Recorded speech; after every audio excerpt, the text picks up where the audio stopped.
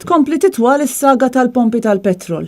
Dan hekk kif il-gvern jidher li qed ikompli jinjora kollox din il-kwestjoni u nforma lil GRTU li mhux se jsiru diskussjonijiet fil-jiem li ġejjin għaliex il-Ministru Joe Mizzi se jkun imsiefer sa tmiem il-ġimgħa.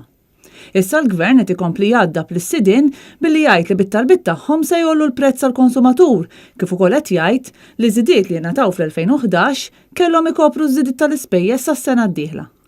Net News kellem ma' Abigail Mamo, kap eżekuttiv tal-GRTU, li spjegat kif il-GRTU tat diversi proposti differenti lill-gvern sabiex jiġi assigurat li żieda fil-marġi tal-profitt tas-sidien tal-pompi tal-petrol ma teffettwax il-prezzijiet tal-konsumatur.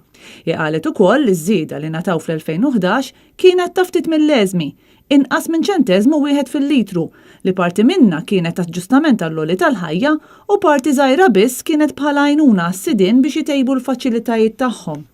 Mistoqsija jekk il-gvern offri xi tip ta' skemi lis-sidien biex jgħinhom jtejbu l-pompi tagħhom sabiex jilħqu l-istandards meħtieġa mill-era, Abigail Mamo qalet li ma kien hemm l-ebda tip ta' skema ta' għajnuna għas-sidien.